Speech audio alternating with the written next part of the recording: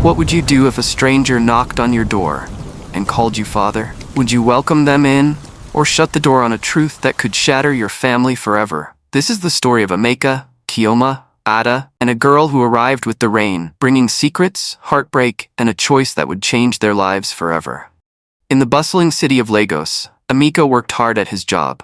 And every evening, he would return home to the aroma of Chioma's cooking and the sound of Ada's laughter echoing through their modest three-bedroom house. Life moved in predictable patterns like the hands of a well-wound clock until the day the unexpected visitor arrived. It was a Tuesday evening when the heavens opened and rain poured down as if the sky itself was weeping. Thunder rolled across the city like the drums of ancient spirits, and lightning painted the darkness in brief, brilliant strokes. Through this tempest, a small figure appeared at their door. A girl, soaked to the bone, clutching a worn backpack, and shivering not just from the cold, but from something deeper, something that spoke of loss and desperate hope. When Emeka opened the door, he saw eyes that mirrored his own, a face that held familiar angles, and in that moment of recognition, his world tilted on its axis like a calabash knocked from a table. Are you Emeka Okori? The girl asked, her voice barely audible above the storm. Yes, he whispered, though part of him wanted to deny it, sensing that this moment would change everything. My name is Ngozi. I think you're my father. The words hung in the air like smoke from a sacred fire,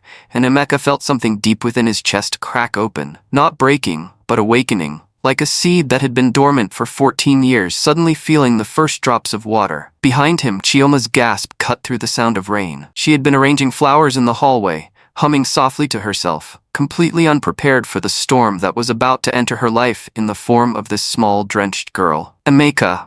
Chioma's voice was sharp as a knife's edge. Who is this child? But Emeka couldn't speak. He was looking at Ngozi, really seeing her now. The curve of her nose that matched his own, the determined set of her jaw that he recognized from his own mirror, the way she held herself despite being clearly afraid. Memories crashed over him like waves. Rosaline, the girl he had loved with the passion of youth 14 years ago, before life and circumstances pulled them apart. Rosaline, who had vanished from his life without explanation, leaving him with nothing but questions and the ache of lost love. Come inside, he said finally, stepping back to let her enter. You're soaking wet. As Ngozi crossed the threshold, water dripped from her clothes onto the pristine floor that Chioma kept spotless. Each drop seemed to echo in the sudden silence, marking the end of one chapter and the beginning of another. What followed was not the gentle conversation of a family reunion, but the fierce storm that comes when two worlds collide. Chioma's voice rose like wind before a hurricane, and Emeka found himself trying to explain the inexplicable, how a man could have a daughter he never knew existed. Her mother, Emeka said, his voice heavy with regret. Rosaline never told me she was pregnant. We were young, and when she left, I thought it was over between us. I never knew. Ngozi stood in the center of their living room, still dripping, still shivering, watching the adults whose words would decide her fate. In her young face, there was a wisdom that comes only from too much loss experienced too early. Where is your mother now? Chioma demanded, her arms crossed like a barrier against this unwelcome intrusion. She died, Ngozi said simply, the words carrying the weight of fresh grief. 3 weeks ago.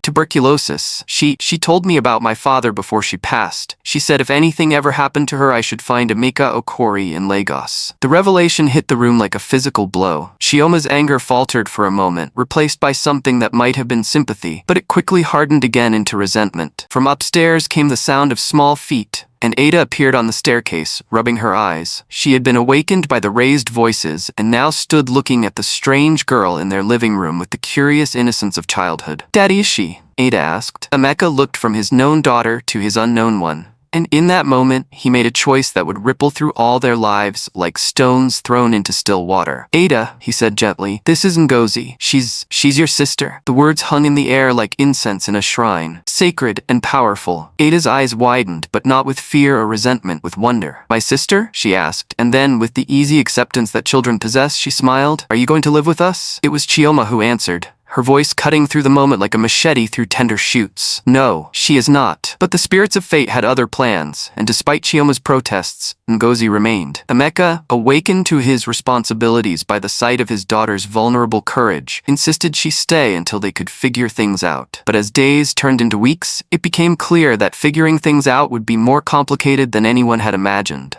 The house, once a place of harmony, became a battlefield where kindness and cruelty waged daily war. Ada, with the pure heart of a child, embraced her new sister with genuine joy. She shared her toys, her secrets, and her dreams, creating a bond that grew stronger each day like vines intertwining in a garden. "Are big sisters supposed to be mean?" Ngozi asked one evening as the girl sat in Ada's room. Now their shared space. "I heard that younger sisters are annoying," Ada replied with a grin. "I'm not annoying, and I'm not mean, so I guess we're okay." But while the children built bridges, the adults constructed walls. Chioma's resentment grew like thorns in her heart, fed by fear and watered by the changes she saw in her husband. Emeka, discovering fatherhood for the second time, found himself protective of Ngozi in ways that surprised him. When he watched her struggle with homework, when he saw her trying to make herself small and invisible, when he noticed her grateful smile at the smallest kindness, his heart broke and mended repeatedly. The breaking point came not with thunder and lightning, but with the quiet accumulation of cruelties that often mark how the powerful abuse the powerless. Chioma's campaign against Ngozi began subtly, like poison mixed slowly into honey. First came the endless chores, cleaning that was never clean enough, cooking that was never quite right, laundry that multiplied like troubles and hard times. Ngozi accepted it all without complaint, grateful to have a roof over her head and food in her belly. "You should be thankful," Chioma would say, watching Ngozi scrub floors or hang laundry. Not everyone would take in a stranger's child, but Ngozi was not a stranger's child. She was Emeka's daughter, and this truth ate at Chioma like acid. Every time she saw Emeka's face soften when he looked at the girl, every time he praised Ngozi's cooking or asked about her day, Chioma felt something precious being stolen from her. Her position as the only woman in Emeka's life, her security, her sense of control. All of it seemed to be slipping away like sand through her fingers. The psychological torment escalated gradually. Ngozi would be sent on impossible errands, to markets too far away without money for transport, expected to complete tasks without proper instruction, blamed for problems she didn't create. When the family went to church on Sundays, Ngozi would mysteriously be needed at home to prepare lunch. When relatives visited, she became the invisible servant, acknowledged only to be commanded. Through it all, Emeka remained largely unaware, caught up in his work and trusting his wife to manage the household as she always had. He saw Ngozi's increasing quietness as natural shyness, her thin frame as the result of adolescent growth spurts, her careful politeness as good manners. But Ada noticed. Children often see what adults miss, and she watched her new sister grow smaller and sadder with each passing day. "Why doesn't Ngozi come to church with us anymore?" Ada asked one Sunday as they drove home. "She prefers to stay home," Chioma replied smoothly. "Some people aren't as devoted to God as others." But Ada had seen her sister's face when they left for church, had noticed how Ngozi's eyes filled with tears before she turned away. Something was wrong, but Ada was too young to understand what and too powerless to fix it. The day everything changed began like any other. Emeka left for work, kissing his wife goodbye and ruffling Ada's hair as she ate breakfast. Ngozi was already up, having risen before dawn to prepare the morning meal and complete her assigned chores. The routine had become as familiar as breathing, and just as necessary for survival. But on this day, the gods of justice decided it was time for truth to walk in the light. Emeka returned home early, having finished his meetings sooner than expected. He came through the front door quietly, planning to surprise his family, but instead, he walked into a scene that would haunt him forever. Chioma stood over Ngozi, who knelt on the kitchen floor trying to clean up spilled food while tears ran down her face. The woman's voice was sharp and cold, cutting through the girl's attempts at apology like a blade. "You clumsy, worthless thing. Look at what you've done. Do you think food grows on trees? Do you think we're made of money?" Ngozi's hands shook as she tried to gather the scattered rice, her thin shoulders hunched in defeat. "I'm sorry, ma'am. I'm so sorry. I'll clean it up. You'll what? Replace the food you've wasted? With what money? You eat our food, wear our clothes, sleep under our roof, and this is how you repay us? By destroying everything you touch?" From the doorway, Emeka watched in horror as his wife, the woman he had shared his life with for 12 years, transformed into someone he didn't recognize. Her beautiful face was twisted with an ugliness that came from deep within, and her words fell on the child like blows. "I'm sorry," Ngozi whispered again, her voice breaking. "Please, I'm sorry. Sorry doesn't replace wasted food. Sorry doesn't pay bills. You know what? Since you're so careless, maybe you should go a day without eating. Maybe hunger will teach you to be more careful with what doesn't belong to you." It was then that Ada appeared from the living room, her homework in her hands, and saw what was happening. Her young face crumpled with confusion and pain. "Mommy," she said quietly, "why are you being mean to Ngozi?" Chioma spun around, her mask snapping back into place so quickly it was like watching a magician's trick. I'm not being mean, sweetheart. I'm just teaching her to be more careful. Go back to your homework. But Ada didn't move. She looked at her sister kneeling on the floor, at the tears on Ngozi's face, at the spilled food that could have been an accident that happened to anyone. Something adult and understanding flickered in her 10-year-old eyes. It's okay, Ngozi, Ada said, setting down her books and kneeling beside her sister. I'll help you clean it up. No, Chioma said sharply. She made the mess, she cleans it up. You go back to your homework. But mommy. Now Ada. And it was in that moment of sharp command, as Chioma's mask slipped completely away, that Emeka stepped into view. What is going on here? Emeka's voice cut through the kitchen like thunder through silence. All three females froze. Chioma with guilt and defiance warring in her eyes, Ada with relief that Daddy was home, and Ngozi with a fear so deep it seemed to have taken root in her bones. Emeka! Chioma's voice pitched higher, scrambling for control of the narrative. You're home early. Ngozi here was being careless and spilled food everywhere. I saw what you were doing, Emeka said quietly, but his voice carried the weight of deep disappointment and rising anger. I heard what you said to her. The kitchen fell silent except for the tick of the wall clock and Ngozi's quiet, shuddering breaths. Ada looked between her parents, sensing the enormous shift happening in her world. How long? Emeka asked, his eyes fixed on his wife. How long have you been treating her like this? Treating her like what? I give her food, shelter, clothes. How long, Chioma? The question hung in the air like the blade of an executioner's axe. Chioma's composure began to crack like a dam under pressure. She doesn't belong here. The words exploded from her like water through a broken wall. She's not our daughter. She's some girl who showed up claiming to be yours, and you just welcomed her with open arms without even questioning if she's really... She is mine. Emeka's voice was quiet but absolute. I can see it in her face, her expressions, the way she moves. She is my daughter, Chioma, and you have been torturing a child who has already lost everything. Ada, still kneeling beside Ngozi, reached out and took her sister's hand. The gesture was small, but in that moment, it was everything. I want her gone, Chioma said, her voice breaking with desperation. I want my life back. I want my family back. She's ruining everything. She hasn't ruined anything, Emeka said, helping Ngozi to her feet with gentle hands. But this, what you've been doing to her, this is what's destroying our family. That evening, after Ngozi had been fed and comforted, after Ada had been tucked into bed with extra hugs and reassurances, Emeka and Chioma sat in their living room for what would be their final conversation as husband and wife. I won't live like this, Chioma said, her voice cold and final as a grave. It's her or me, Emeka. Choose. Emeka looked at his wife, really looked at her, and saw not the woman he had fallen in love with, but someone who could stand by and watch a child suffer. Someone who could inflict that suffering with her own hands. The realization settled over him like dust after a great falling. I've already chosen, he said quietly. The moment I opened the door and saw my daughter standing in the rain, I chose. When I watched her try to fit into this family despite your coldness, I chose. When I saw her cry today because the woman I trusted to care for our home was breaking her spirit piece by piece, I chose. You're choosing that girl over your wife? Over the mother of your daughter? I'm choosing to be the man I thought I was. I'm choosing to protect my child, both my children, from anyone who would hurt them.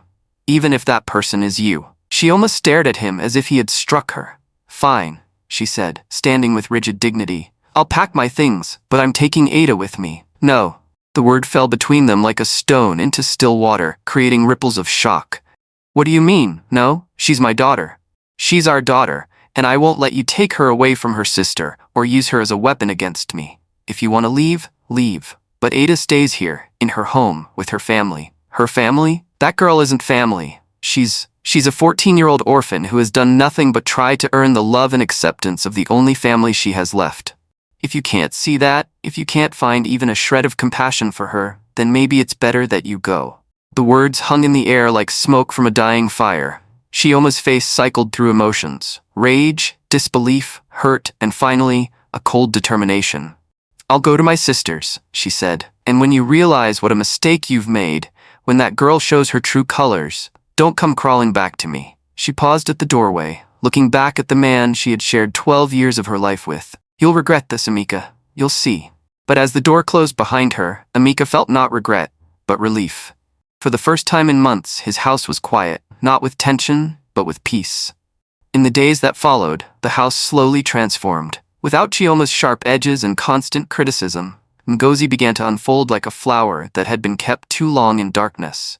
Her smiles came more easily, her laughter joined Ada's in filling the rooms with music, and gradually, she stopped flinching every time someone spoke to her. Emeka watched this transformation with a mixture of joy and deep sadness. Joy at seeing his daughter's true self emerge, and sadness at realizing how much damage had been done to her spirit. "Dad?" Ngozi said one evening as they sat together doing homework at the kitchen table. It was the first time she had called him that without being prompted, and the word fell from her lips like a prayer. "Yes, sweetheart, are you sorry that I came here? That I broke up your family?" Emeka set down his pen and looked at his daughter, really looked at her. In her face he saw echoes of Rosaline, the girl he had loved so long ago, but he also saw something uniquely Ngozi. A strength forged in suffering, a kindness that had survived cruelty, a hope that refused to die despite everything she had endured.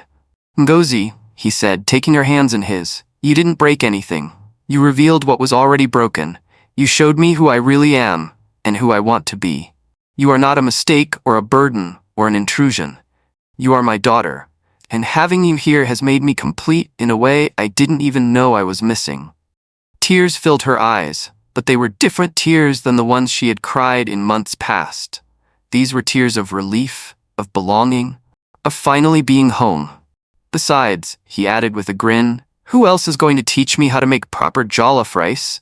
Your mother's recipe is better than anything I've ever tasted." Ngozi laughed, wiping her eyes with the back of her hand. "She would have liked you, I think. She always said my father was a good man who would have loved me if he had known about me." "She was right about that," Emeka said softly. "I would have loved you from the moment you were born. I love you now more than you'll ever know." From the living room came the sound of Ada's laughter as she watched cartoons, and in that moment, Emeka knew that despite everything they had lost, they had gained something precious. They had become a real family. 6 months later, on another rainy evening, much like the one that had brought Ngozi to their door, Chioma returned. She stood on the porch, soaked and shivering, looking small and defeated in the yellow light of the porch lamp. Through the window, she could see her former family gathered around the dinner table. Emeka was helping Ngozi with her mathematics, while Ada told an animated story about her day at school. The scene glowed with warmth and contentment, and Chioma realized with a sharp pang that she was looking at everything she had thrown away. When Emeka opened the door, his face showed surprise but no welcome. "Chioma?" I was wrong," she said, the words coming out broken and small. "I was wrong about everything. Can I come home?" Behind Emeka, Ngozi appeared, her face carefully neutral. She had grown in the months since Chioma left, taller, stronger, more confident. She looked like what she was, a beloved daughter in her own home. "This is home," Emeka said quietly. "For me, for Ada, and for Ngozi. If you want to be part of it, if you can truly accept all of us as family, then we can talk. But if you're here because you're lonely, or because you think I'll eventually choose you over her, then you should know that will never happen." Chioma looked past him to the girl she had tormented, the child she had tried to drive away. "I'm sorry," she whispered. "Ngozi, I'm so sorry for everything I did to you." Ngozi stepped forward, this girl who had learned grace in the crucible of cruelty. "We all make mistakes," she said softly. "The question is whether we learn from them." And in that moment, watching his daughter extend forgiveness to someone who had caused her such pain, Emeka knew that, whatever else happened, he had raised his children well. The rain continued to fall, washing the streets clean, and somewhere in the distance, thunder rolled like the voice of ancient spirits approving of the choices that had led them all to this moment of possibility. The girl who had come with the rain had brought more than storms to their house. She had brought the chance for redemption, the opportunity for growth, and the reminder that family is not always defined by blood, but by the love we choose to give and receive. And in the end, that was the greatest gift of all. This story reminds us that our truest test as human beings comes not in how we treat those who can benefit us, but in how we treat those who are vulnerable and dependent on our kindness. In every family, in every community, there are Ngozis, those who need our protection and love. The choice we make and how we respond to them reveals not just who they are, but who we are willing to become. If you enjoyed this story, please hit that subscribe button and ring the notification bell. Your support means the world to me and helps me bring you more amazing stories like this one. It really does make a huge difference. Thank you so much.